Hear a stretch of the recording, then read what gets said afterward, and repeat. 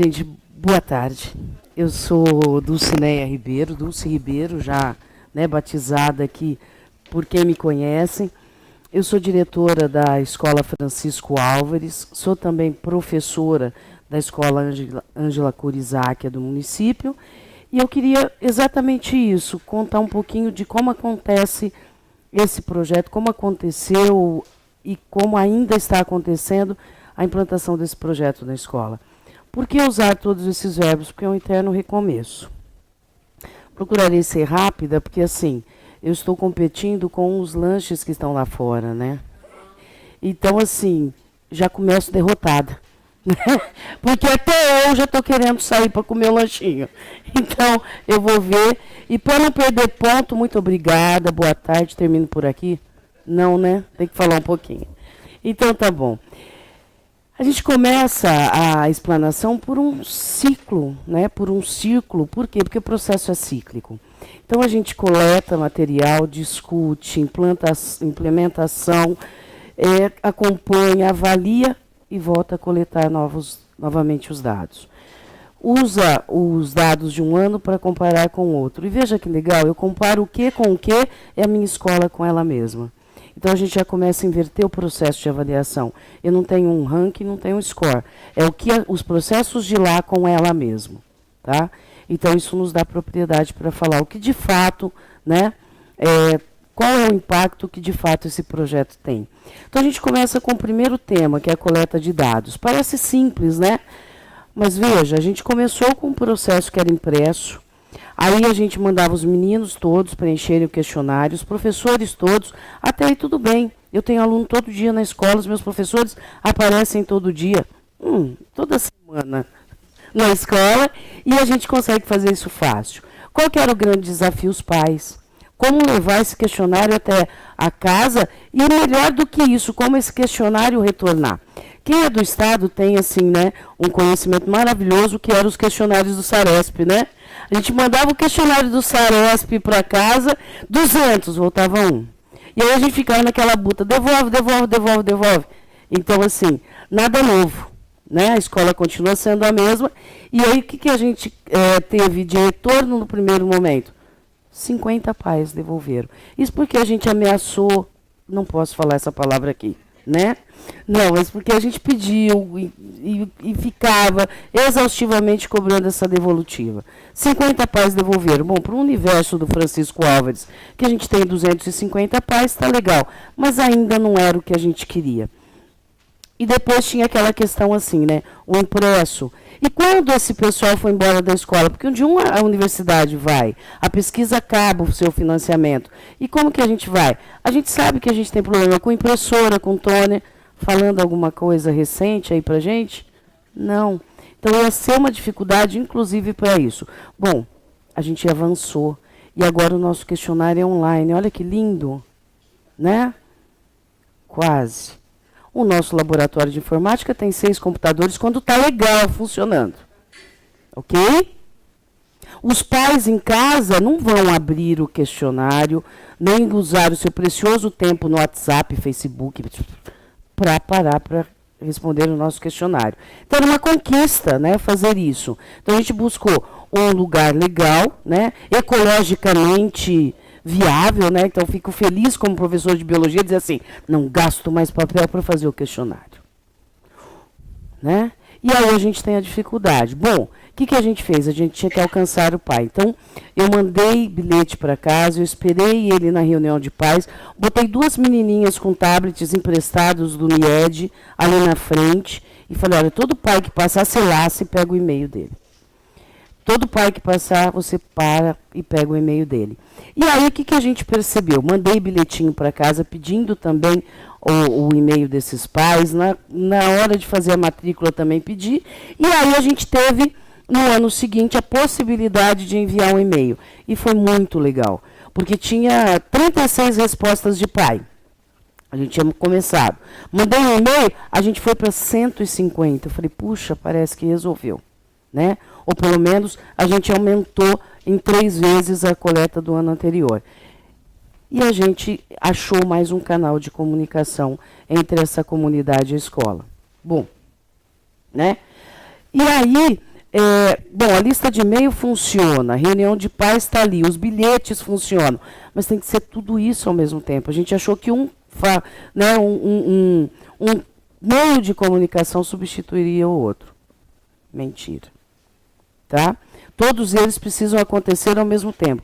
Que tem pai que vai lá e você fala, olha, o questionário pode ser acessado do iPhone, do telefone, o questionário pode ser no computador, o questionário... Mas para alguns isso não funciona.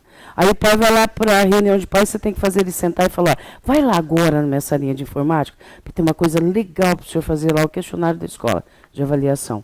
E nem sempre funciona. Então, assim, é um outro desafio trazer a comunidade na escola.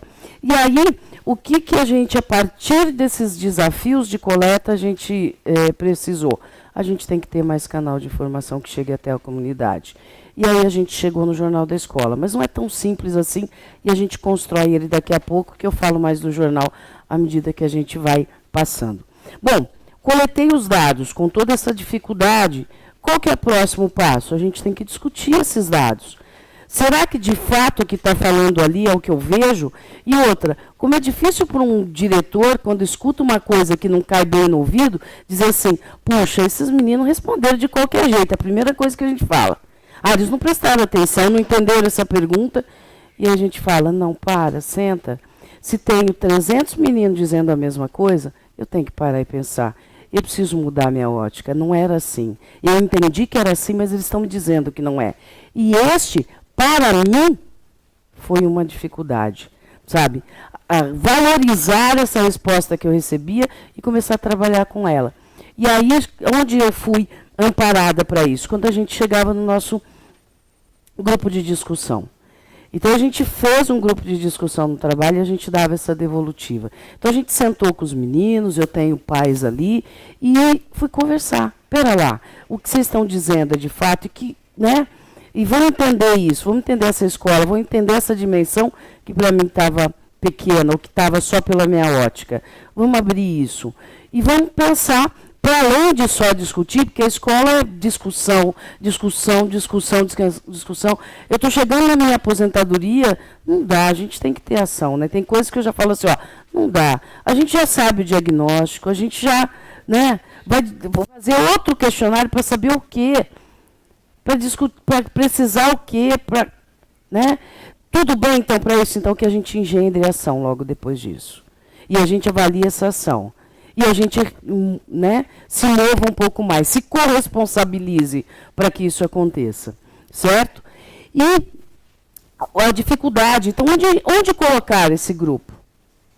Para que eu tivesse a presença de professores, para que eu tivesse a presença de pais.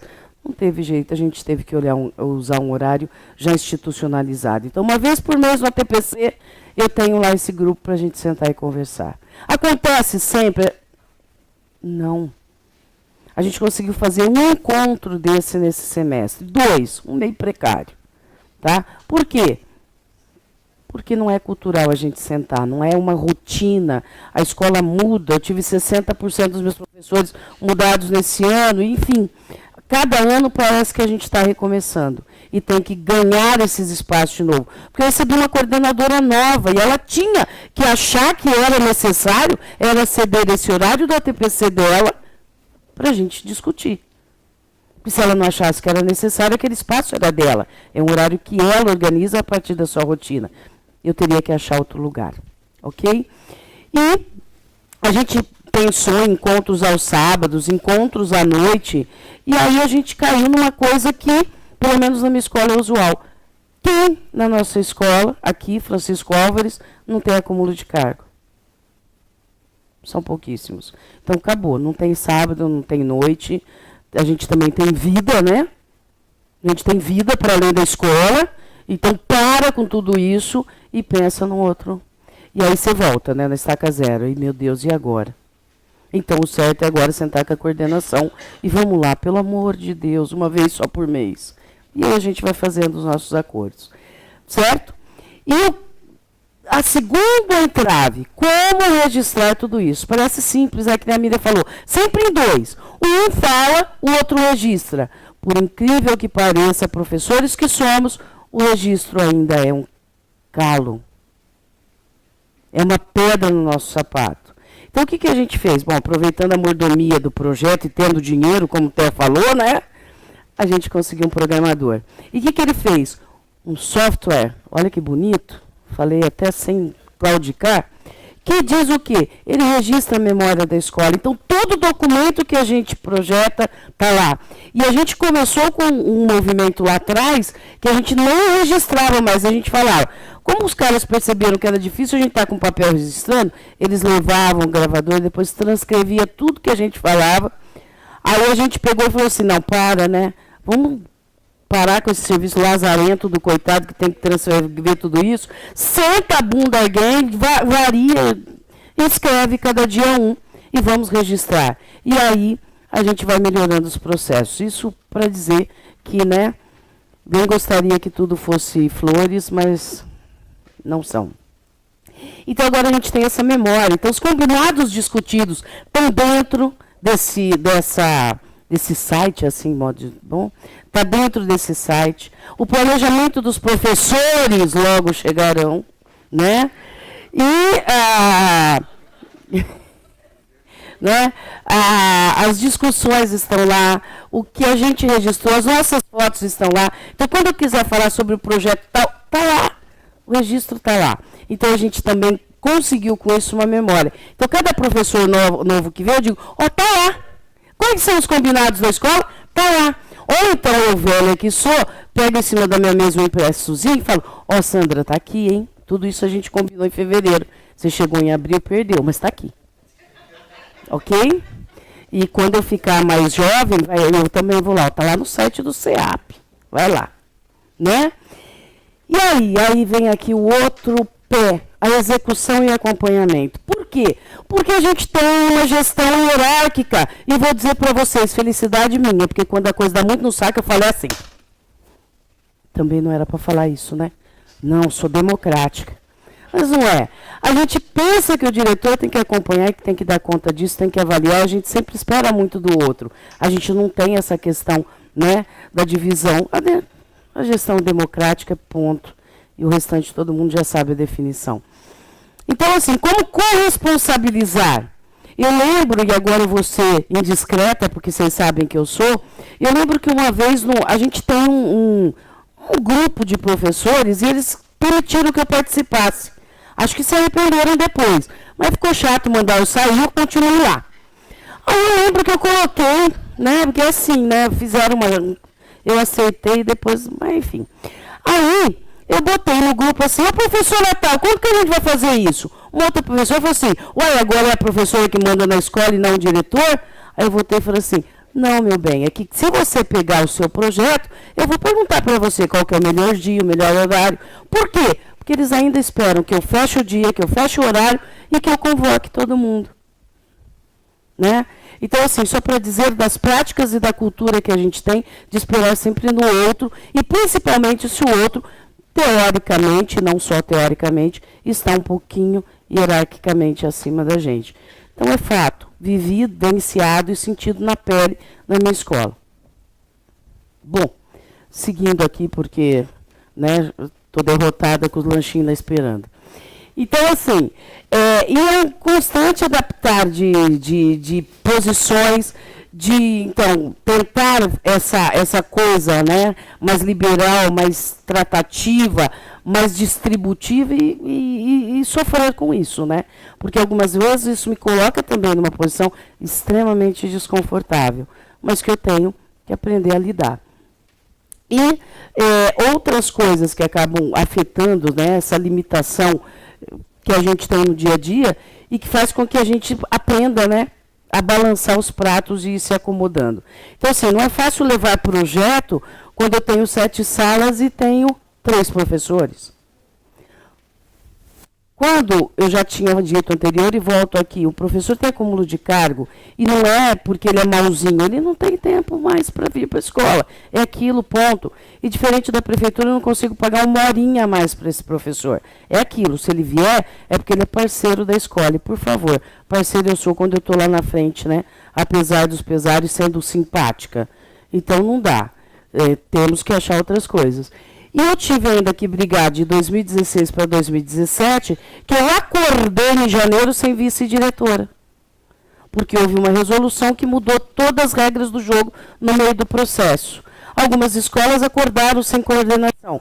Então, para um pessoal que já era reduzido, reduziu mais ainda. Assumou-se a quantidade de documentos, enfim, burocrático, e meu dia a dia, e a escola esse ano está uma beleza. Né?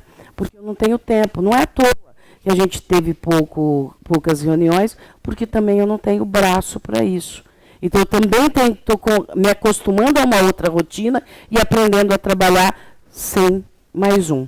Que, na verdade, na minha escola é sem mais 3, porque 2 se aposentaram. Com medo dessas mudanças de regra na Previdência, deu tempo, olha, te adoro a escola, preferia ficar mais um pouquinho, mas estou indo embora. Então, 2017, 3 funcionários a menos, para um módulo que já faltava 3.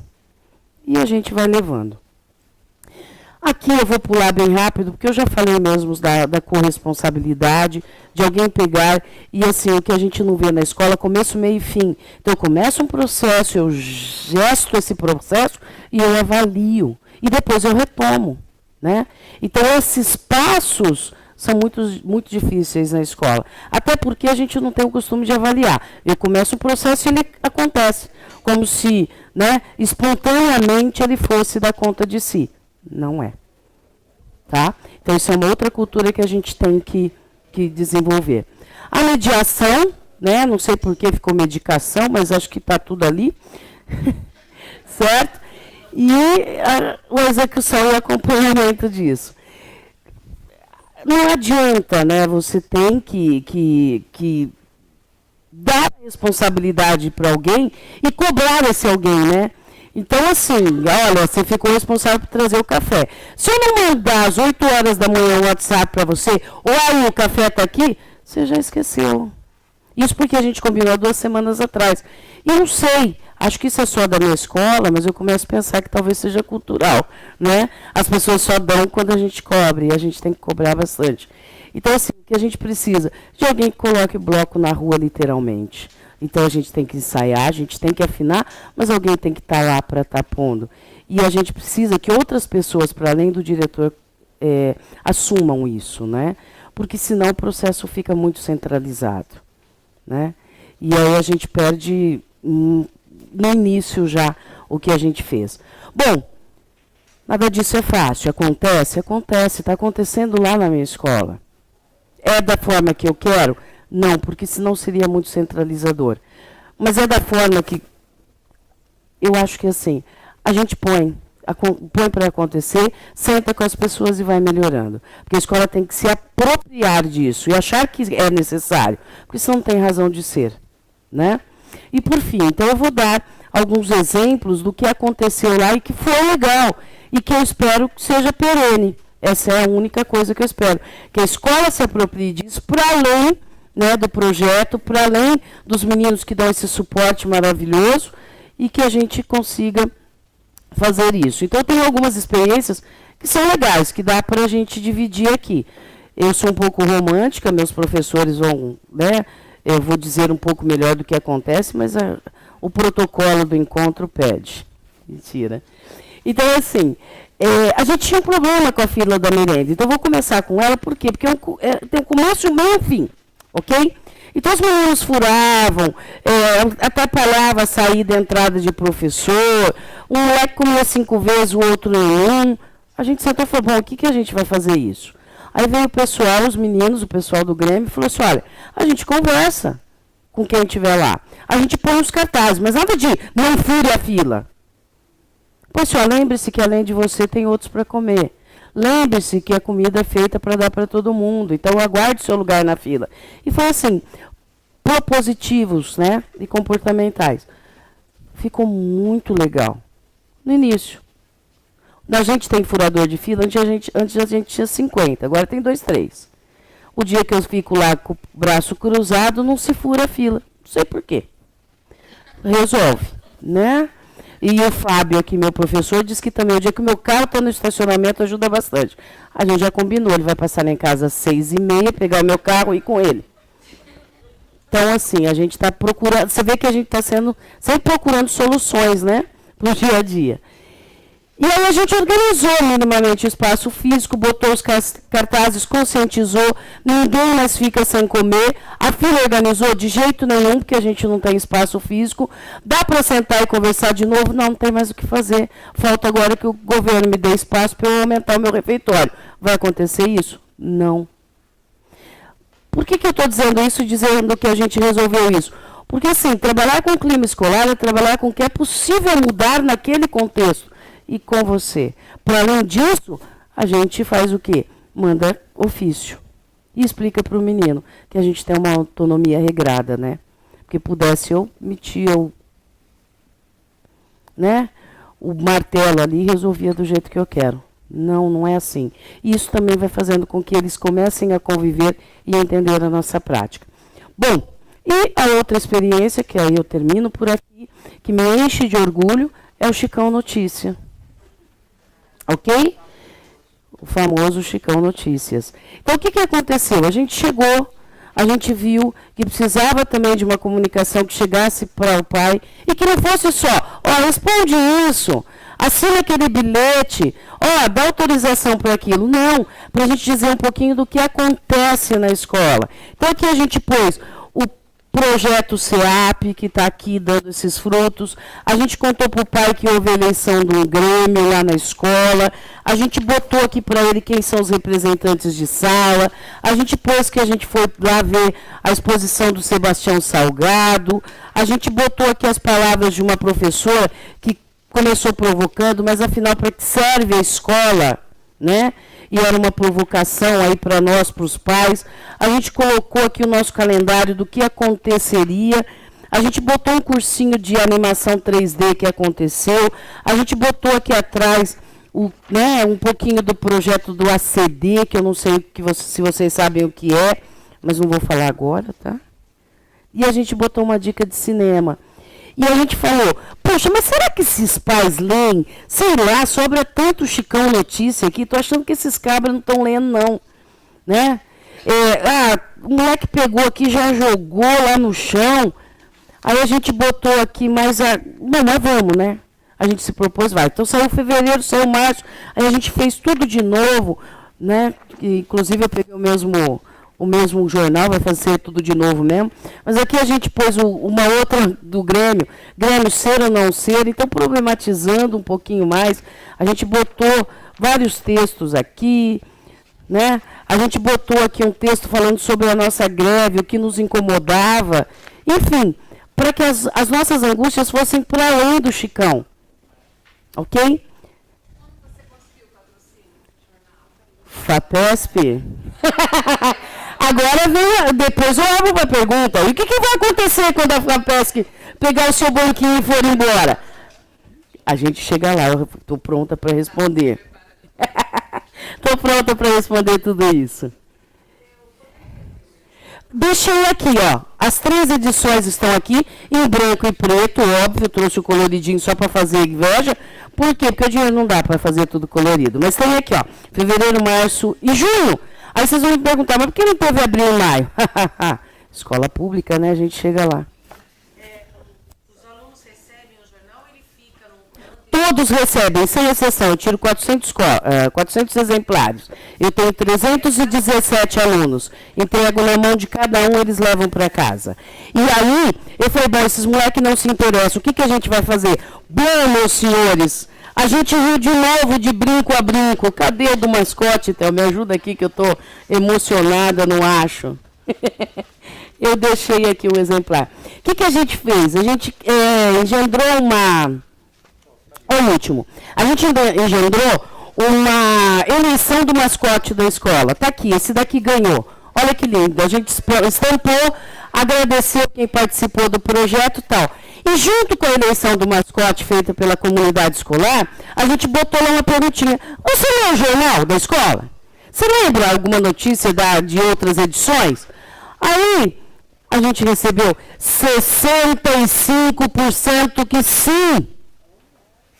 Eu achei que não ia ter 10%. Agora, 65% não fico feliz, não. A gente tem que chegar nos 70, nos 80, aliás, nos 100%, já que eu dou, que ele pelo menos se interesse em ler. Então, a gente já fez junto, né, a pesquisa de quem lê o jornal. Legal, legal. A gente não tem uma cultura letrada, poucas pessoas leem. Então, eu acho legal que eles tenham se interessado. Está aqui, olha. Entendeu? Está o nosso Chicão aí. Outra coisa bastante interessante de dizer, e aí eu vou depois abrir rapidamente para as perguntas, é o seguinte: a partir de um projeto federal, que é o Mais Educação, a gente pôde contratar um monitor, que chama, vou chamar de monitor, um tem dessas pessoas que desenvolvem o projeto, como chama, Luzia? Monitor, isso. Aí eu tinha selecionado lá um projeto que se chama Protagonismo Juvenil. Então, o que a gente fez? A gente montou uma comissão de edição do jornal. Certo? Então, para as próximas edições, eles já participaram agora, um pouquinho. Então, para as próximas edições, a gente espera que os alunos abracem a causa. Então, respondendo a quem perguntou o que acontece quando a universidade sair da escola, quando o fomento ao projeto sair da escola, primeiro, a gente espera que a comissão editorial, melhor, né? Olha, a eleitoral, a greve, desculpa o ato falho, que a comissão editorial assuma isso junto com os professores. Eles estão aprendendo com o Glauber e um pouquinho com o Theo, como fazer esse layout, como abre, como que coloca tudo aqui, para que a gente consiga trazer o produto final pronto, e a gente tem aí mais 6 meses para fazê-lo. Eles serão responsáveis por cutucar os professores e os demais alunos para que produzam um artigo para o jornal, que essa é outra pendenga, todo mês. E aí? Não, eu vou escrever, estou mandando. De novo, você manda o e-mail. Professora, pode mandar por aqui o seu texto. Ah, estou mandando. Olha, tira uma foto aí com o seu celular e manda, que está valendo também. Estou mandando. Então, é dia 20 que o jornal tem que mandar, não é que você tem que mandar. Dia 22 a gente está conseguindo fechar o jornal. Mas tá bom, só 2 dias de atraso. Tá certo? E é isso. E, então, é a escola assumir. Como que fica a impressão depois que for embora? Não fica, a escola não tem dinheiro. Então, o que eu vou fazer? Com o dinheirinho da PM, fazer o grande que a gente faz, expor no pátio da escola. É a melhor saída? Eu entendo que não. Mas o que o que é possível dentro da escola pública e estadual. Tá certo? Eu espero que vocês tenham gostado.